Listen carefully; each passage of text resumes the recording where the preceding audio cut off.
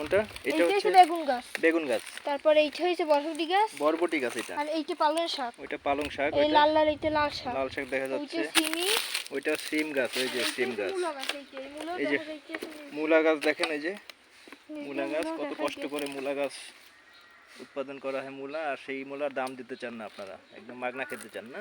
এই দেখেন, দেখছেন এত বড় একটা গাছ, সেই নিচে একটা মাত্র মূলা। ওই যে টমেটো তো ওই দেখেন। টমেটো গাছ কই? টমেটো গাছ ওই যে ওই একটা মূলার সাথে। ও মূলার পাশে এই যে টমেটো গাছ। এই যে খেজুর গাছ। আর ওই যে আমরুল গাছ, ওই বড় গাছটা ওইটা। ওইটা আমরুল ফল। আমরুল। আর এইটা হচ্ছে লকট। আমরুল গাছ। এইটা হচ্ছে লকট। এটা হচ্ছে লকট গাছ।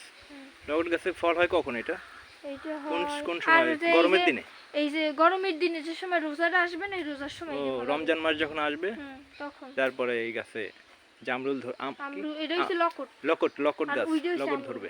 ওরা এখন ফল হইছে, আর ওই যে রোজার দিন বড় হয়ে যাবে এটা। ওইটা হলো, ওটা কি? জামরুল। জামরুল গাছে এখন ফল হইছে রোজার পরে। তেঁতুল গাছ আইছে কই রাখবেন? তেঁতুল গাছ। তেঁতুল গাছ দেখবো আমরা এখন। এই যে তেঁতুল গাছ, এই যে নামতুল গাছের সাথে বড় তেঁতুল গাছ। তেঁতুল গাছ দেখেন, ছোট ছোট চিলি চিলি পাতা, ছোট ছোট পাতা। এই দেখেন তেঁতুল গাছ, ওই যে তেঁতুল গাছ। আর এই যে একটা নারিকেল গাছ দেখা যাচ্ছে না, এই যে নারিকেল গাছ। এই গাছে আমি উঠতে পারবো, আমার 2 বছর লাগবে এই গাছে উঠতে। এই গাছটা সবেদা গাছ। এটা সবেদা ফল। সবেদা ফল, এই যে দেখেন সবেদা ফল গাছ। এই যে এটা লাল লকট। লাল লকট গাছ। এই যে লিচু গাছও আছে দেখেন। লিচু গাছ দেখেন, এই লিচু গাছ তো খান, লিচু তো খান, কিন্তু লিচু গাছ তো দেখেন না। এই দেখেন লিচু গাছের পাতা দেখেন, মরিচের মতো, দেখছেন? এই দেখেন। আর যেগুলো দিয়ে ওই যে শীতল পাটি বানায় না, সেই শীতল পাটি যে বানায়, শীতল পাটি কিভাবে বানায় দেখেন। শীতল পাটি কই? শীতল পাটি বানায় এই যে এইগুলো দিয়ে বানায় শীতল পাটি। শীতল পাটি এগুলো দিয়ে বানায়। হ্যাঁ, ওই যে শীতল পাটি। 4টা গাছ আছে, ওইদিকে যাওয়া যাবে না, এদিকে কাদা, মেখে যাব।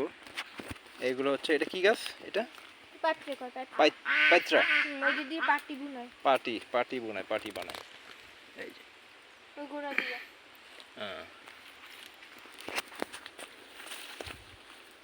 ঠিক আছে। আর পুকুর দেখবেন না, গ্রামের পুকুর।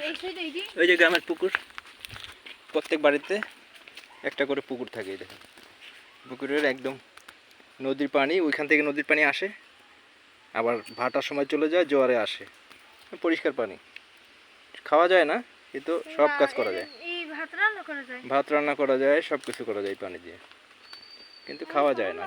খাওয়া যায়, খেলে কিছু হয় না, কিন্তু খায় না, কারণ অল্প জায়গার পানি তো।